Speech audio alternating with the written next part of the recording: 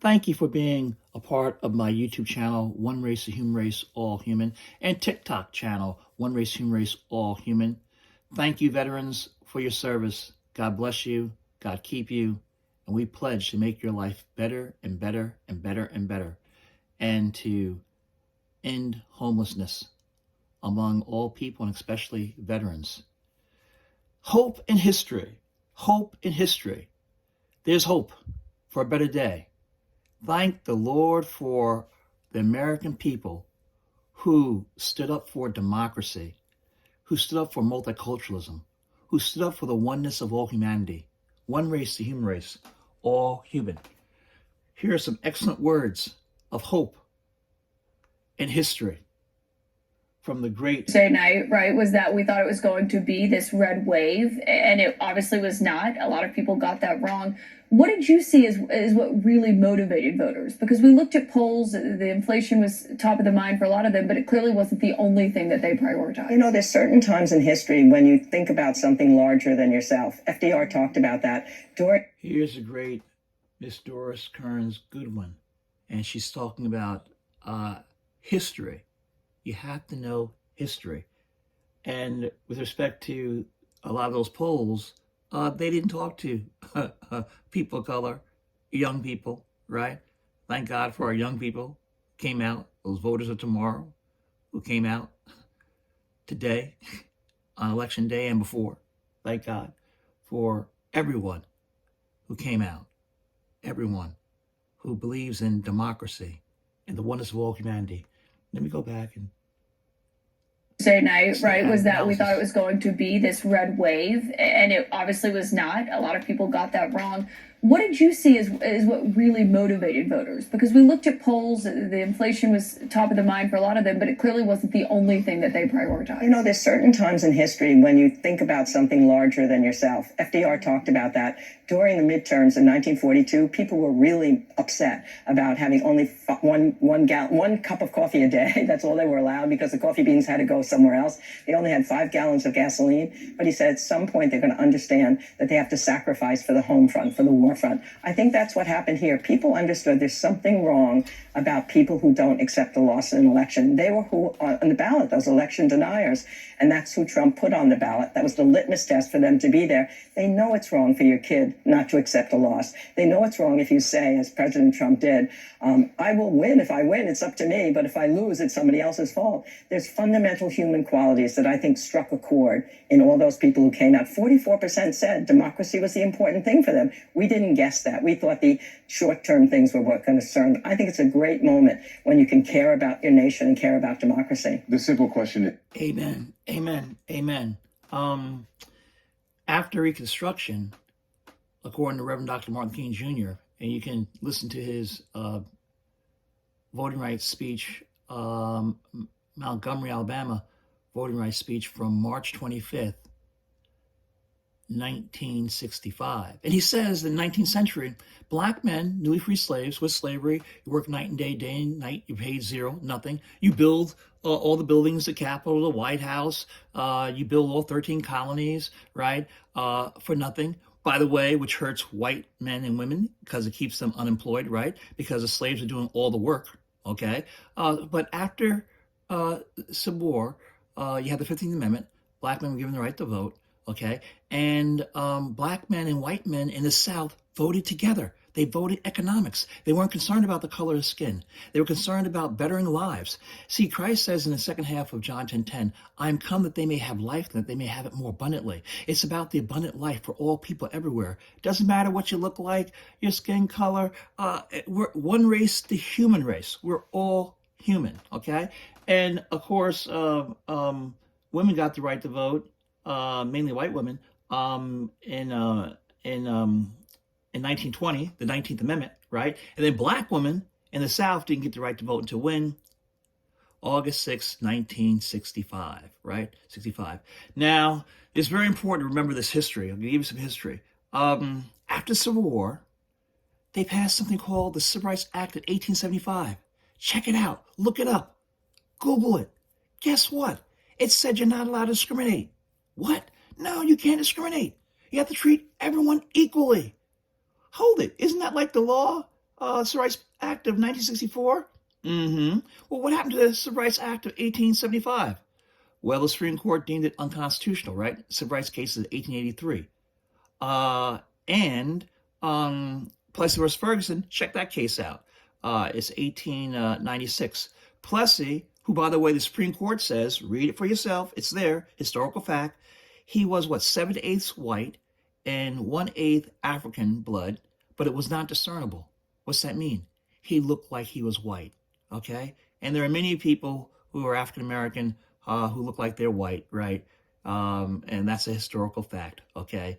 But anyway, my point is that that's where segregation came in. So they've been using the Southern strategy for centuries to divide people. No, we're one race, the human race. We're all human, and everyone has a right to life, liberty, and the pursuit of happiness. Everyone on this planet known as Earth. And Christ, in John 10 says, I have come that they might have life and have more abundantly, which means that everyone has a right to have a wonderful life, a great life, a fantastic life. Listen, everyone needs food in their stomach, clothes on their back, shelter overhead, shoes on their feet, right?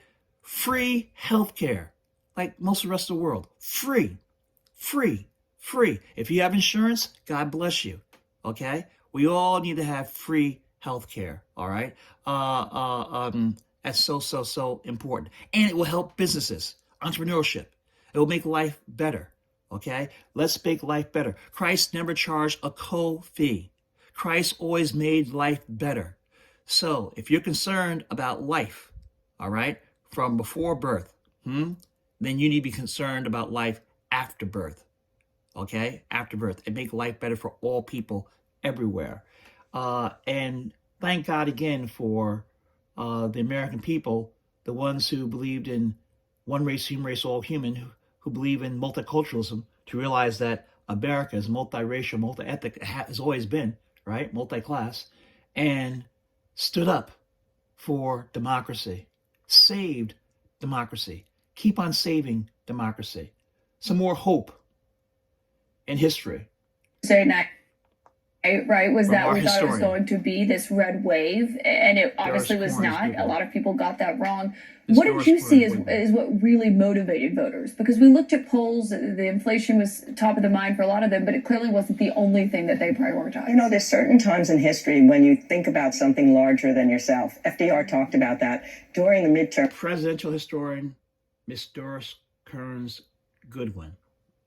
In 1942, people were really upset about having only one cup of coffee a day. That's all they were allowed because the coffee beans had to go somewhere else. They only had 5 gallons of gasoline. But he said at some point they're going to understand that they have to sacrifice for the home front, for the war front. I think that's what happened here. People understood there's something wrong about people who don't accept the loss in an election. They were who on the ballot. Well, let me say something about this. It's Veterans Day today, right? We thank God for all the veterans. Oh, hold it. During World War II, it was a segregated army. And you had black men segregated from white men, but yet they were fighting for democracy. Same thing, World War I, right? Other wars, okay? That's how great the love is for this nation. People of color, African-American males, and women too.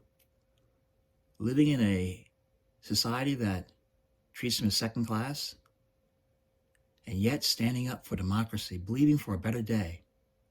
And that's what we must do, work and believe for a better day. There's one race, the human race. We're all human, all of us. And here, people understood there's something wrong about people who don't accept the loss in an election. They were who on the ballot, those election deniers. And that's who Trump put on the ballot. That was the litmus test for them to be there. They know it's wrong for your kid not to accept a loss. They know it's wrong if you go back in history during Reconstruction and see the terrible things that happened. This thing is horrible what happened on Capitol Hill, right, on January 6th, 2021. But that happened before in history, not at the Capitol, but other places. During Reconstruction especially, and what happened to black and white people who are standing up for justice and truth and the oneness of all humanity. Say, as President Trump did, I will win. If I win, it's up to me, but if I lose, it's somebody else's fault. Say night, right, was that we thought it was going to be this red wave, and it obviously was not. A lot of people got that wrong. What did you see as what really motivated voters? Because we looked at polls, the inflation was top of the mind for a lot of them, but it clearly wasn't the only thing that they prioritized. You know, there's certain times in history when you think about something larger than yourself. FDR talked about that. During the midterms in 1942, people were really upset about having only one cup of coffee a day. That's all they were allowed because the coffee beans had to go somewhere else. They only had 5 gallons of gasoline. But he said at some point they're going to understand that they have to sacrifice for the home front, for the war front. I think that's what happened here. People understood there's something wrong about people who don't accept the loss in an election. They were who on the ballot, those election deniers. And that's who Trump put on the ballot. That was the litmus test for them to be there. They know it's wrong for your kid not to accept a loss. They know it's wrong if you say, as President Trump did, I will win. If I win, it's up to me. But if I lose, it's somebody else's fault. There's fundamental human qualities that I think struck a chord in all those people who came out. 44% said democracy was the important thing for them. We didn't guess that. We thought the short-term things were what concerned. I think it's a great moment when you can care about your nation and care about democracy. The simple question is, where are we when it comes to our nation, our democracy? You're a historian. Can we look back on a time that gives us hope that we got through that was similar to this, Doris? Oh, we've always gotten through tough times. I mean, I think that's why I love history so much. I mean, just think about what people who were living through the Civil War felt, what people who were living through the Great Depression felt, what people felt in those early days of World War II when it didn't look like the Allies and democracy was going to win. And they didn't know what we know now. They didn't know how the story would end. They didn't know that the Civil War would end with the Union restored and emancipation secured. They didn't know the Depression would come to an end with the mobilization of war. They didn't know the Allies would win World War II. So they lived with the anxiety we're coming through now. But we came through each one of those times with greater strength. And I think there may have been a moment, what we saw in the midterms, where people were voting what they knew was wrong, what they knew was right. And there's still a lot more that has to happen. There's gerrymandering. There's too much money in politics. There's the division that's still there. But finally, people got to vote last night. I thought after January 6th, that line in the sand would be drawn. And it wasn't. I still can't believe that. As an historian, I thought people will say this was the moment when the chaos ended. Then I thought it would be last summer when the hearings were so powerful. But this was the first time people could vote on what they saw happening with these election deniers and making a central point in this whole election that people who supported the lie should be the people who were voted in, regardless of their experience or anything else they were put on the ballot. And people said no. My favorite book of yours, other than Wait Till Next Time, because, Brooklyn and your dad, is Team of Rivals. So as we look forward to maybe a split government and the president saying, I'm going to work with Republicans, talking to McCarthy, what do you think will happen? I mean, President Biden talks a lot about Lincoln. I think it'll depend a lot on what the Republicans decide to do if they do win the House. I mean, the interesting thing that happened, we can look back at Clinton. When Clinton lost that huge election in 1994, he then was able to make some compromises with Gingrich. Welfare reform took place. He wins that 1996 election, and then he comes back into power, and then they go too far and they impeach him. In 1998, he's one of those people that defies predictions that the Democrats win the House, and they win seats in one of those off-seat years. So it depends on how extreme the Republicans go, what they're going to do. Are they going to hold a whole bunch of impeachment things? Are they going to try and make some compromises on things, as well as what President Biden, who says he's willing to do these things as long as it's not Medicare, Social Security, and certain things that he's drawn a line in the sand on. Thanks for giving us hope. We got to have Friday hope. morning. There's no other choice, right? By the way, that's a cool shirt. Thank you. It's my people shirt. It's very good. I love it. Thank you. So great to see Doris. you. I'm so Love glad to be with you. Thank you very much. The one, the only, Doris Kearns. Thank you. Thank you. Oh, okay.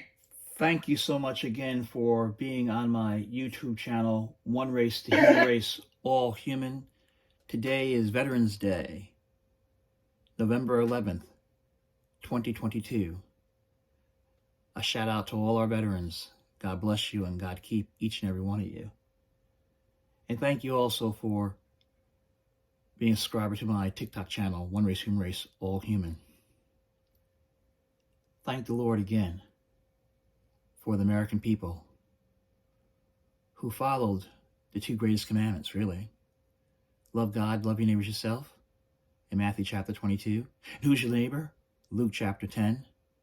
The pastor messed up, the deacon messed up, but the Samaritan, who is Jewish and Arab, showed love, agape love, concern, compassion on the individual in need of help. Wasn't concerned with what they look like, their ethnicity, or anything, their faith, or anything like that. They're a fellow human being, and that's the bottom line. We are all human. And Christ says, I am come that they may have life and they may have it more abundantly, which means that in John 10:10, second half, that we must make this world a better place. Read Matthew chapter 25, okay? I was hungry. Did you give me something to eat, right? Read it. Christ is always making the world better. And that's what it means to be a true Christian, not plantation Christianity, not slave master Christianity, but true, authentic Christianity is making the world a better place, lifting up the lives, helping people everywhere, every place, making life better. That's why we need Medicare for all, health care for all. That's why we need universal health care. That's why we need livable wages. That's why we need housing for everyone.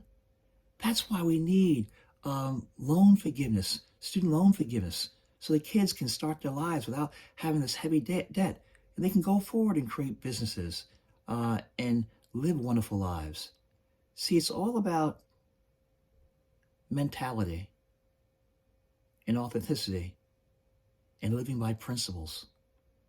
The principles that everyone has a right to life, liberty, and a pursuit of happiness. Everyone has value. Everyone has dignity. And everyone has a right to live on this great earth in freedom, equally. God bless you, and God keep you.